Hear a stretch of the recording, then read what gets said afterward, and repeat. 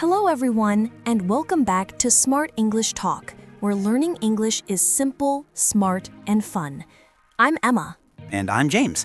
Hello, Emma, and hello to all our amazing listeners around the world. How are you doing today? I'm fantastic, James. I'm really excited about today's topic. It's something every English learner wants to know. Oh, I think I know where this is going. Tell us, what's the big topic? Today, we're going to talk about how to speak like a native English speaker. Wow, that's a great one. And just to be clear, it's not about sounding perfect, right? Exactly. It's about being confident, clear, and natural when you speak.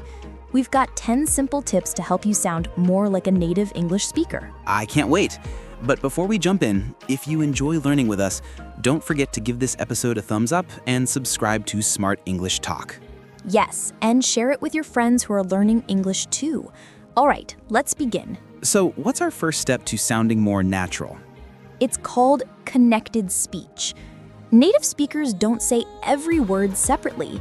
They link words together. Oh, I've noticed that. Like they say it all in one breath. Exactly. For example, instead of saying "and apple," they say "an apple." The words join smoothly. That sounds so natural. So the trick is to listen for those connections and practice them, right? You got it. The more you listen, the more your brain catches that rhythm. What's next? Next are reductions and contractions. These are small shortcuts that make your speech faster. Like when people say gonna instead of going to? Exactly. Or wanna instead of want to. These forms sound more natural in casual English. But not for formal situations, right? Right. Keep them for friendly conversations, not job interviews. I love this one. Stress can totally change the meaning of a sentence. Absolutely.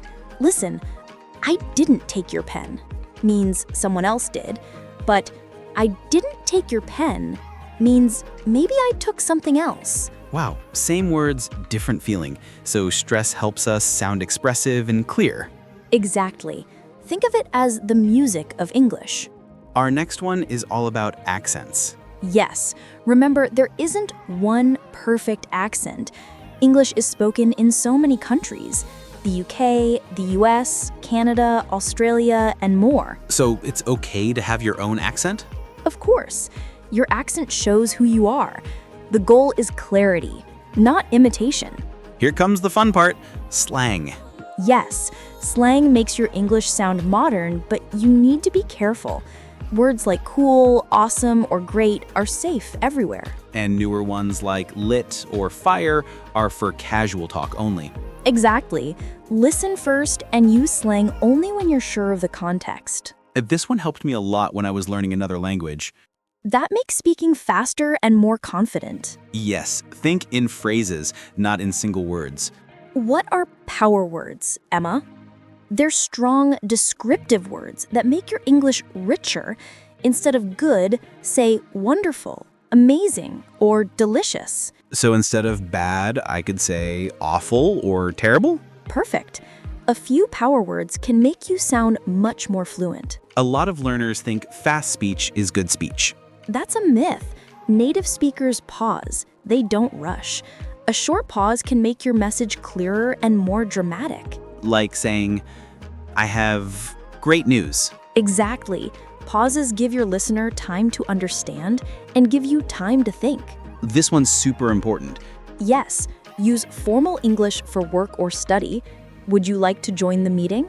And informal English for friends. Want to grab coffee? Same meaning, different tone.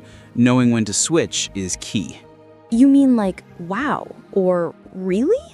Exactly. These short responses show that you're listening and interested. Without them, a conversation feels cold. So when someone says, I just got a new job, say, that's amazing, or congratulations. Perfect. It keeps the conversation alive and friendly. Let's quickly review connected speech, reductions, stress, accents, slang, set phrases, power words, pauses, formal versus informal, and natural reactions. That's 10 amazing ways to sound more like a native speaker. Remember, you don't need to master everything today. Just pick 1 or 2 tips and practice them this week.